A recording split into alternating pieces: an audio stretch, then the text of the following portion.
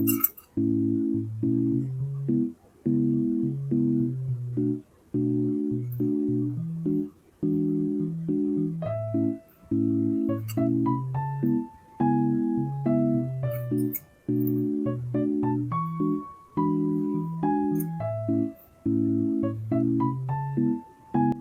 các tình yêu, chào mừng các bạn quay trở lại với kênh Puka Snow Handmade.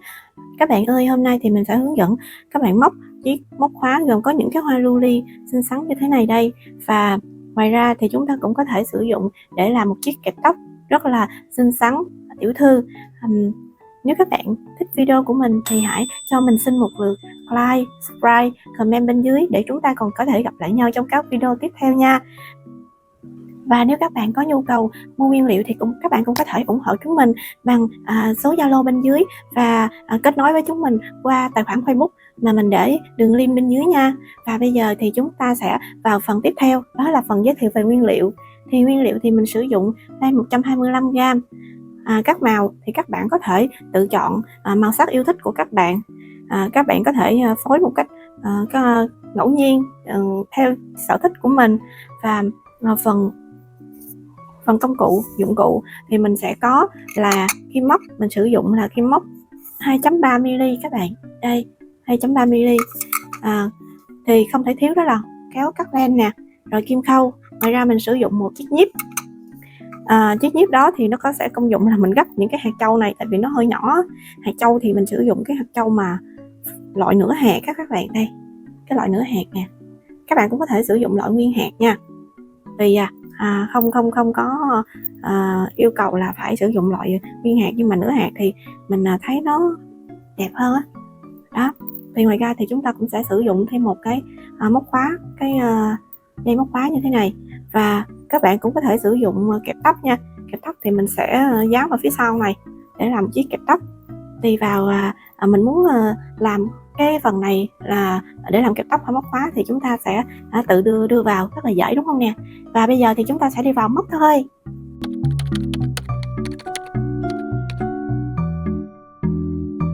Và bây giờ thì mình sẽ hướng dẫn các bạn móc cái phần cái đĩa bên dưới nha. Đây, cái phần màu trắng này nè. Đầu tiên thì các bạn sẽ tạo giúp mình vòng tròn ma thuật. Thì ở đây mình sẽ hướng dẫn các bạn tạo vòng tròn ma thuật nha. Thì các bạn sẽ quấn len, đây cái đầu len nè. Đây đầu len, các bạn sẽ quấn len qua 2 ngón tay và nằm lên sờ len ban đầu.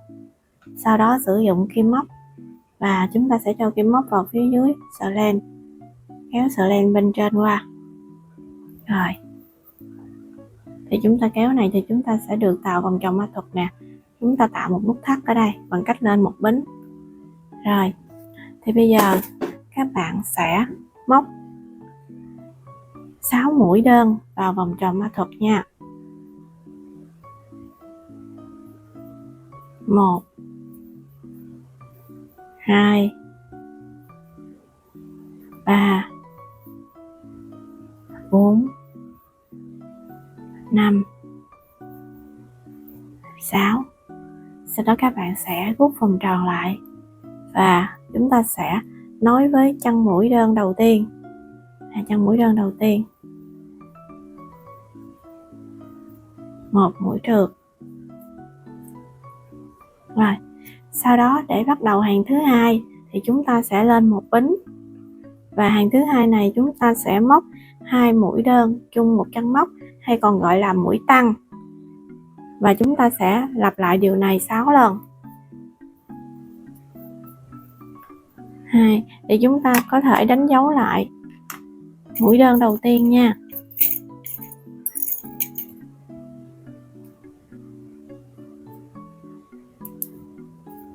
Sau đó các bạn sẽ tiếp tục móc 2 mũi đơn chung một chân móc, lặp lại cho đến hết hàng. Thì chúng ta sẽ được 12 chân mũi.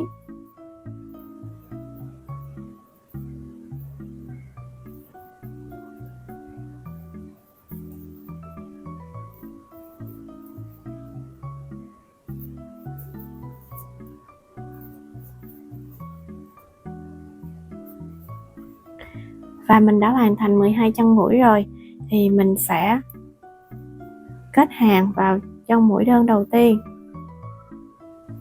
một mũi trượt. Tiếp tục móc lên hàng thứ ba thì chúng ta cũng sẽ lên một bính, và hàng thứ ba này chúng ta sẽ móc một mũi đơn, một mũi tăng, lặp lại 6 lần.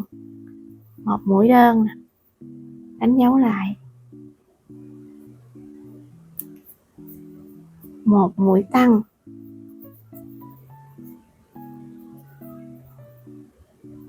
tiếp tục móc một mũi đơn, một mũi tăng,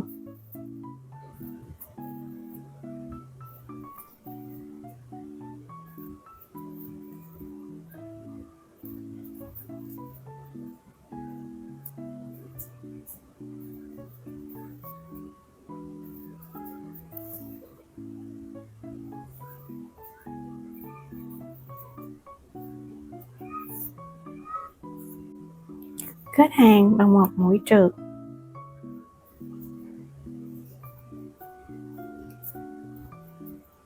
Tiếp tục các bạn sẽ lên một bính và bắt đầu hàng thứ tư. Chúng ta sẽ móc một mũi đơn, một mũi tăng và một mũi đơn, lặp lại 6 lần.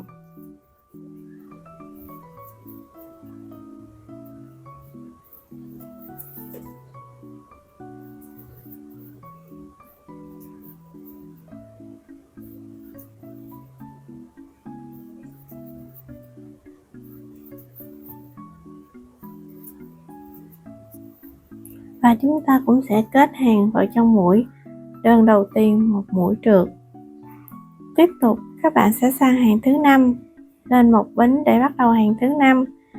Hàng thứ 5 chúng ta sẽ móc 3 mũi đơn,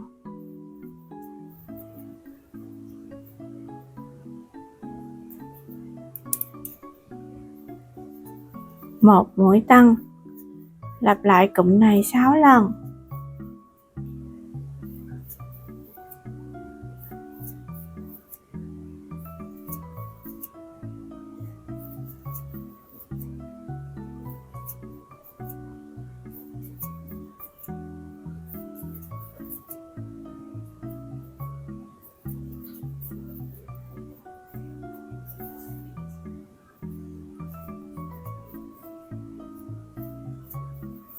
Tiếp tục chúng ta sẽ móc sang hàng thứ 6, lên một bính, móc 2 mũi đơn,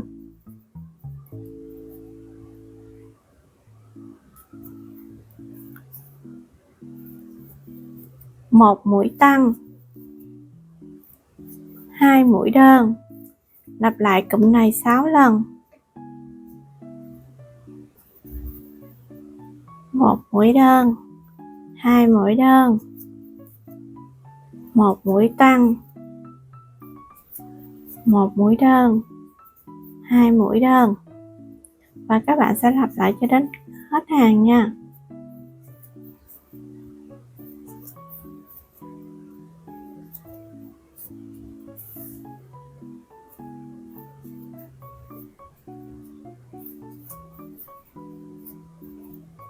Ở hàng thứ 7 thì các bạn sẽ móc giùm mình 2 bính, và sau đó thì các bạn sẽ móc 3 mũi kép chung một chân móc, nhưng mà chúng ta sẽ móc chân vào chân mũi sau. Đây, móc vào cái chân phía sau này.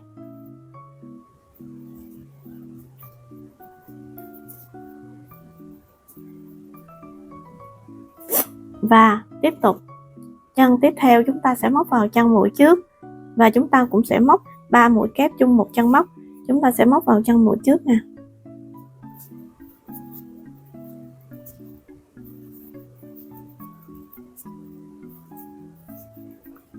Rồi, tiếp tục chúng ta cũng sẽ móc lặp lại 3 mũi kép chung một chân móc, nhưng mà móc vào chân mũi phía sau.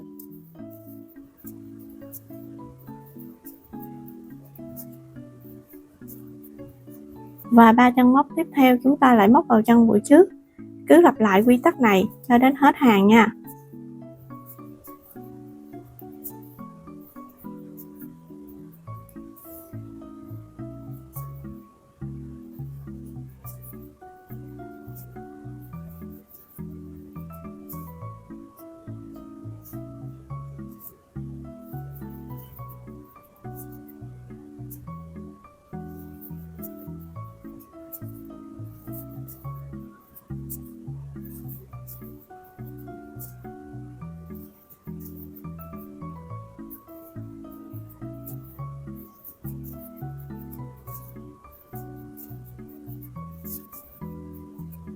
thì chúng ta sẽ tạo được những cái viền này. Rồi thì các bạn sẽ lặp lại cho đến hết hàng nha. Sau khi móc xong thì mình sẽ kết hàng vào chân mũi kép đầu tiên. Đó, chúng ta sẽ cắt len.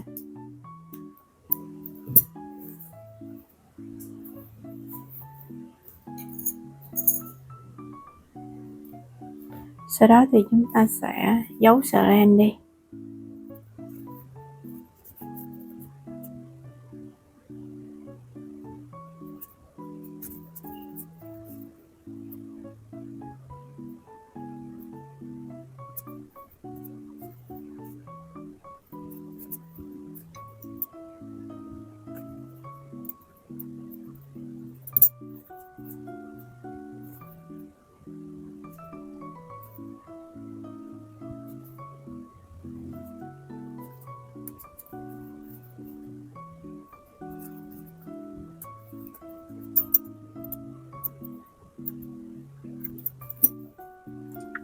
Và bây giờ mình sẽ hướng dẫn các bạn móc hoa lưu ly.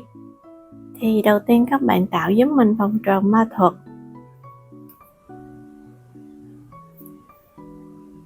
Sau đó móc lên 3 bính. Sau đó chúng ta sẽ móc 2 mũi kép vào vòng tròn.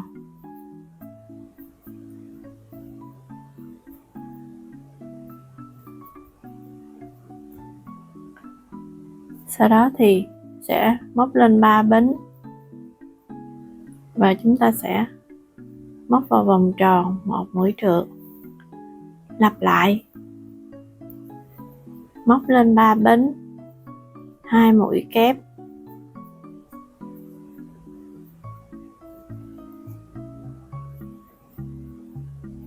Móc lên 3 bính và chúng ta sẽ móc vào vòng tròn 1 mũi trượt. Thì các bạn lặp lại cho đến khi chúng ta đạt đủ 5 cánh.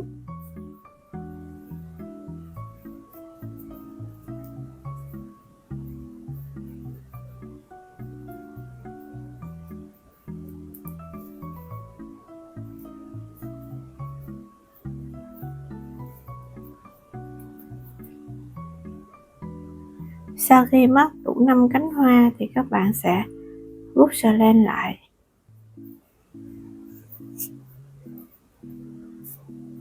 Và chúng ta sẽ cắt len đi.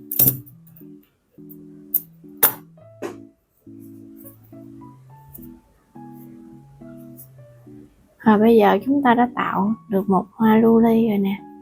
Các bạn móc thêm 6 hoa nữa ha, thì chúng ta sẽ có tổng cộng là 7 bông hoa. Bây giờ mình sẽ hướng dẫn các bạn móc chiếc lá. Thì đầu tiên các bạn tạo giúp mình một nút thắt.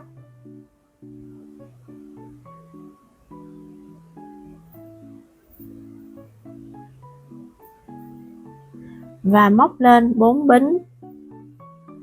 1, 2, 3, 4. Quay trở lại móc vào chân bính thứ hai. Chân thứ hai nè, chân thứ 1 nè, chân thứ hai. Chúng ta móc 1 mũi trượt. Tiếp đến móc 1 mũi đơn. Chân cuối cùng móc 1 mũi trượt. Rồi, chúng ta sẽ cắt len. Rồi, chúng ta đã hoàn thành một chiếc lá nhỏ xíu, rất là đáng yêu tí hon. Bây giờ thì mình đã có 7 bông hoa rồi và 3 chiếc lá. Thì bây giờ chúng ta sẽ tiến hành là dán hạt trâu vào cho những cái bông hoa nha.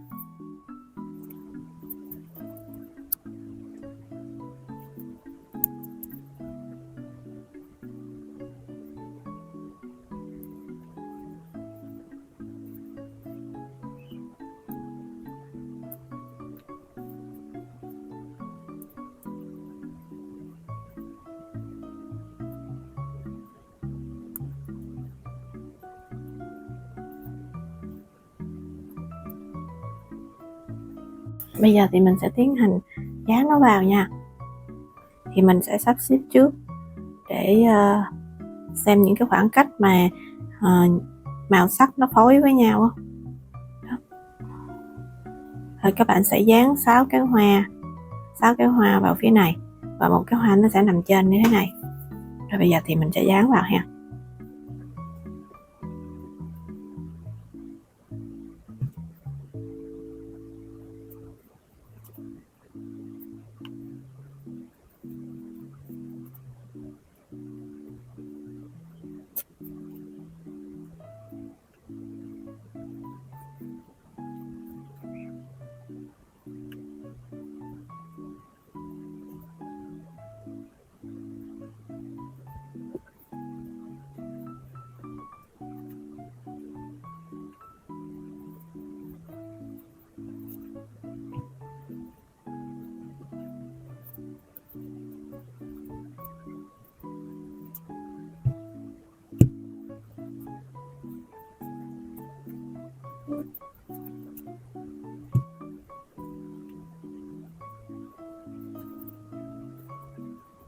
Bây giờ thì mình đã hoàn thành xong móc khóa hoa lưu ly rồi nè.